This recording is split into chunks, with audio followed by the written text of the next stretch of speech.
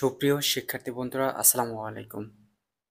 ঢাকা বিশ্ববিদ্যালয় বিজ্ঞান ইউনিটে সর্বশেষ চূড়ান্ত বিজ্ঞপ্তি প্রকাশ করা হয়েছে। চূড়ান্ত ভর্তি কার্যক্রমের সময়সূচি এবং চূড়ান্ত ভর্তি কার্যক্রমে কী কী ডকুমেন্টস নিয়ে যেতে হবে সেই সকল বিস্তারিত নিয়ে নতুন একটি নোটিশ প্রকাশ করা হয়েছে। বিজ্ঞপ্তিতে যেসব তথ্য তুলে ধরা হয়েছে সেই সব তথ্য এই প্রতিবেদনে তোমাদের কাছে তুলে ধরব। তো অনুরোধ রইল সম্পূর্ণ ভিডিওটি দেখবে।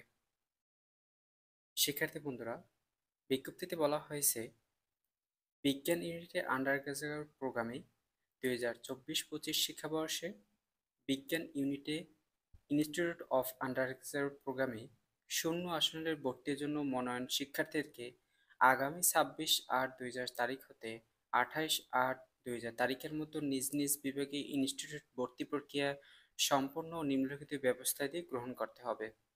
শিক্ষার্থী বন্ধুরা, যারা শূন্য আসনে যে কোনো একটি সাবজেক্ট পেয়েছো বিজ্ঞান ইউনিট থেকে, সেই সকল শিক্ষার্থীদের চূড়ান্ত ভর্তি কার্যক্রম সম্পন্ন করতে হবে 26 তারিখ থেকে 28 তারিখের মধ্যে আগস্ট মাসের। এবং চূড়ান্ত ভর্তি কার্যক্রমে যা যা ডকুমেন্টস নিয়ে উপস্থিত থাকতে হবে।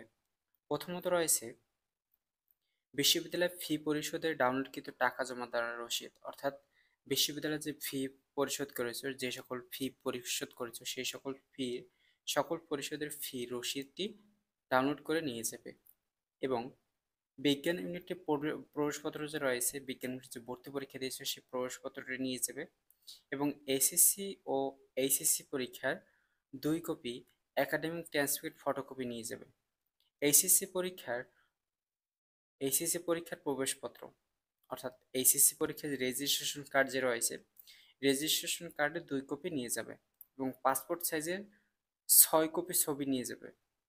এবং অভিভাবকের বাৎসরিক আয়ের সনদপত্র, যে কোনো গ্যাজেটের অফিসার, ওয়ার্ড কমিশনার, ইউনিয়ন পরিষদের চেয়ারম্যান, কর্মরত প্রতিষ্ঠান কর্তৃক প্রদত্ত। শিক্ষার্থী বন্ধুরা, এখানে তোমার অভিভাবক বা তোমার বাবা মা কত টাকা ইনকাম করে সেইটির একটি সনদপত্র নিয়ে যাবে।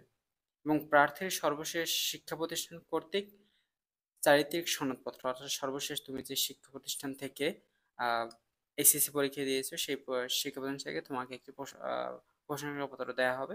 সেই প্রশংসাপত্র তোমাকে কিন্তু প্রোভাইড করতে হবে। তো এই সকল ডকুমেন্টস নিয়ে কিন্তু বিজ্ঞান ইউনিটে যারা শূন্য আসনে যে কোনো একটি সাবজেক্ট পেয়েছে সেই সকল শিক্ষার্থীদের অবশ্যই 26 তারিখ থেকে 28 তারিখের মধ্যে অবশ্যই উপস্থিত থাকবে।